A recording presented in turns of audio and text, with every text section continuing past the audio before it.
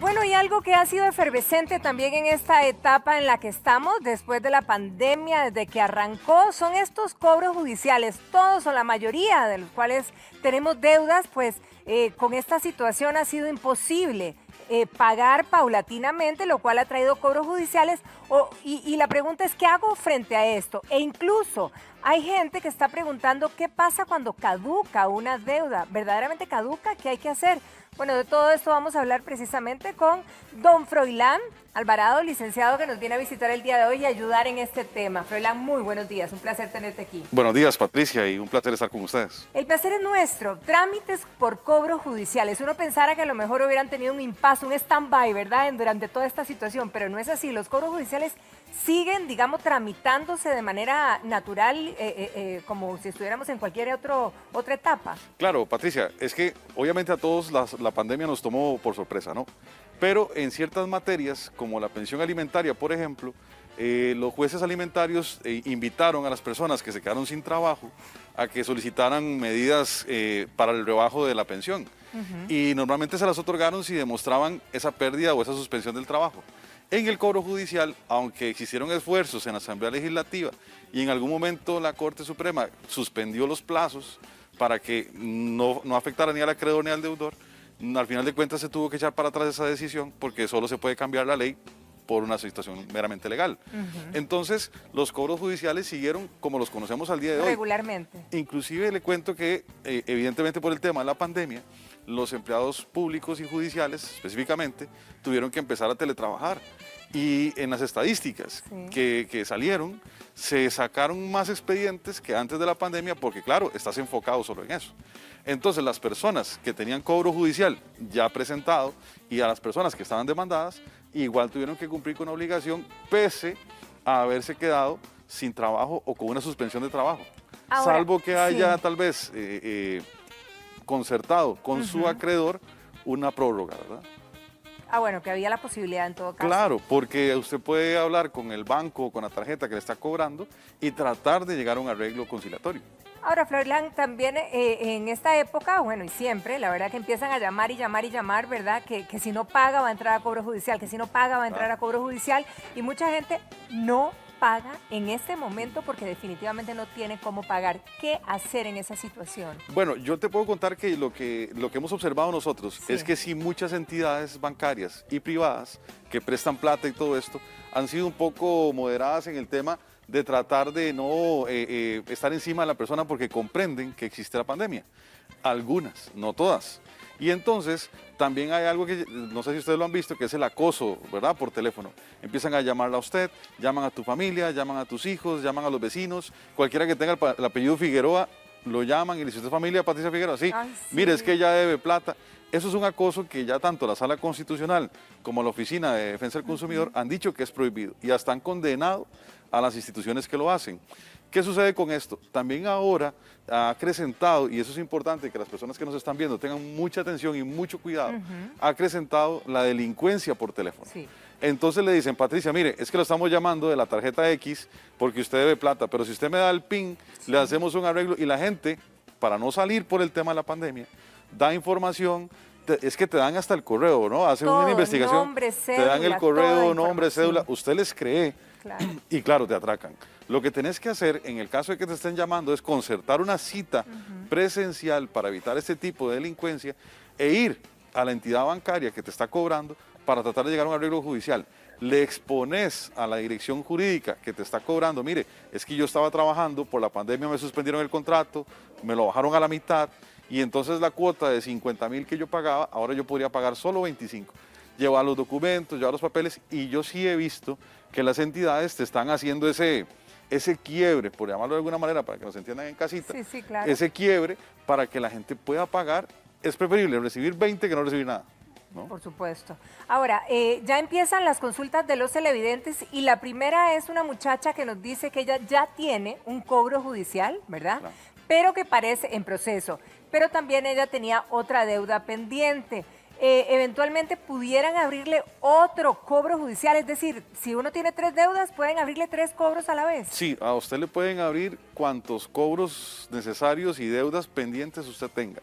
El problema es con qué responde. Exacto. Vamos a ver, Hay personas y tenemos casos de personas que tienen 10, 15, 20 cobros judiciales de diferentes entidades. ¿Y cómo hacen para cobrar? O sea, claro, lo que tratan es de embargarle el salario o tratan de embargarle algún bien que tenga para que le responda. Te van a embargar hasta donde usted pueda responder.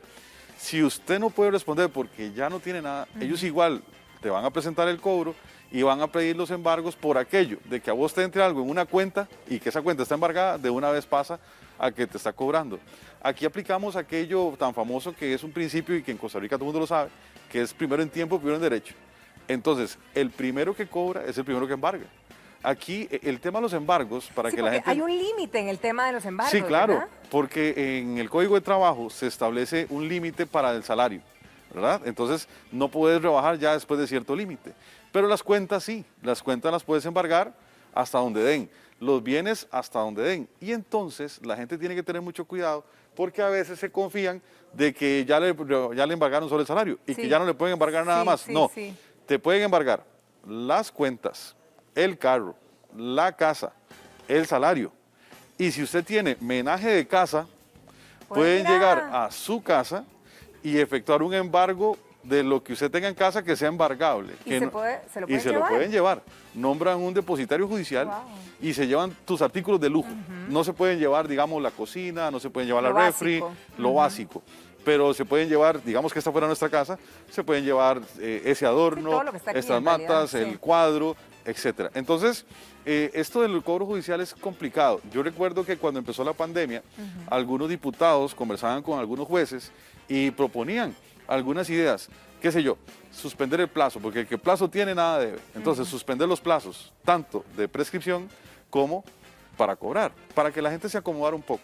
Pero, repito, tenía que haber un cambio en la normativa que lo permitiera. Y claro, entre las manifestaciones, la pensión alimentaria y todo eso, eso quedó, se relegó y se relegó. Ok, tenemos a Juan Chinchilla y a propósito de algo que mencionabas con respecto a las cuentas, él dice que quedó con una deuda en una institución de estudios, ¿verdad?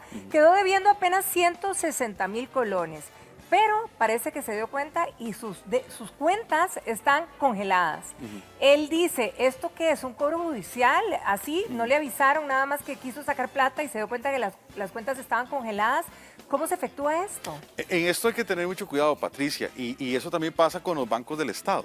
Muchas veces, cuando usted firma el préstamo, en el contrato que le dan, que la gente no lee, ¿verdad? La gente no la lee. Cuando uno necesita, realmente firma a veces rápido, se va con todo, como decimos. Claro, porque te dicen, Patricia, venga, llame por teléfono, en 15 minutos le depositamos y listo. Usted ni siquiera lee el contrato. Bueno, hay que leerse el contrato. Si usted no lee el contrato, se expone a todo esto.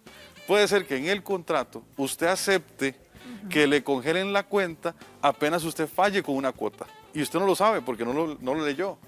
Entonces, es una cuestión contractual. Lo ideal es que no pasara así, porque una cuenta del todo no se puede congelar, salvo ciertas circunstancias legales. Pero nos ha pasado, y lo hemos visto, que mucha gente nos consulta, que dice, mire, es que yo tenía una cuenta con Patricia, que firmamos un contrato, y cuando vi, fue que me congelaron la cuenta. Claro, porque yo en el contrato dije, en caso de que yo falte a 2 cuotas, me pueden congelar toda la cuenta, hasta que yo las cancele. Es una cuestión contractual. Al final de cuentas, los préstamos es un contrato entre la persona que debe y quien está prestando. Claro. Y dentro de las fuentes del derecho, el contrato es ley entre las partes. Entonces, lo que usted y yo pongamos en un contrato que no sea ilegal, es legal para todos los efectos. Y entonces usted está aceptando. Sí, probablemente, de manera automática, digamos, probablemente don Juan no se fijó y él lo aceptó. Yo... también a veces pasa, y esto para que las personas que están en casa se pongan vivas, que yo digo, mire, es que yo me congelaron una cuenta, yo quiero ver por qué. Y le dicen, no, usted no puede ver el contrato, eso es ilegal. Así, claro. A usted primero tienen que haberle dado una copia del contrato, nomás para empezar. Claro. Pero si no se la dieron, usted tiene derecho a que se la den. Hay gente que dice, no, es que, y claro, porque te están haciendo una rebaja ilegal, en ninguna parte está, a veces se inventan un seguro, a veces se inventan X cosa, y entonces, claro, hay que revisarlo todo. Hay gente, Patricia, que por 400,000 colones ha pagado hasta 3 millones de colones. No, ni me digas, y esto sucede mucho con los electrodomésticos, y precisamente doña Esther es la que nos escribe, que nos dice que ella compró, ¿verdad?, un electrodoméstico, dice que es un monto razonable, pequeño, que ella debe. Doña Esther perdió el trabajo y que dije, ahorita es imposible para ella, por más y más que la deuda sea poquita, no puede enfrentarla en este momento. pero llegó el punto en que ellos le están llamando y en la última conversación le dijeron, vamos por la casa, doña Esther. Sí, es que pasa lo siguiente, y en el tema de los electrodomésticos hay que tener muchísimo cuidado. Y esto no es con el afán, obviamente, de estar en contra de las personas que venden electrodomésticos. Pero sí a tener cuidado cuando firmamos algo. Sí, cuando uno va a cualquier empresa de estas, uno entra, ve la pantallota, es el Mundial o la Olimpiada, y usted feliz, vienen los toros, y usted ve que dice 400.000 el tele, pero hay una etiquetita abajo. En esa etiqueta viene redactado qué pasa si usted lo saca, o cuánto va a pagar si lo saca a un año, a dos, a tres. Sí. Entonces, mire, con un colón se lo puede llevar y paga por semana. Sí. Ok, pero cuando usted lo ve, ese pago por semana convirtió una pantalla de 400.000 en 3 millones de colones, pero la gente no se fija. Y usted firma el contrato. Claro, eso es un robo, pues, no podría haber otra palabra, pero bueno, esas son las condiciones que a usted le dan y usted las está aceptando. Entonces, ¿qué sucede? Si usted no paga, le presentan un cobro judicial. Y ese cobro judicial le da la posibilidad a usted de hacer una ejecución inmediata sobre cuentas, bienes y evidentemente amenazan a la gente, pero es una amenaza que al final de cuentas tiene un cierto tema de realidad. Yo he visto embargos y he realizado remates a personas que no pagaron 400.000 colones y le hemos rematado la casa o le hemos rematado el carro. Pero hasta ese punto se puede llegar por un electrodoméstico. Claro, porque la deuda es la deuda. Y entonces ellos van a perseguir el bien que usted tenga para pagarse. El acreedor tiene derecho a que se le devuelva el dinero, de alguna forma. Y entonces ellos dicen, bueno, si lo único que tiene es un carro, remáteme el carro, págueme a mí los 400.000 colones y si nadie lo compró me lo dejo yo. Entonces, es un tema muy complicado, Patricia, porque en Costa Rica la gente es muy consumista. Sí. Y entonces, en el afán de ir de viaje, de tener la mejor pantalla, el mejor celular, el mejor reloj, no leen esa letra menuda.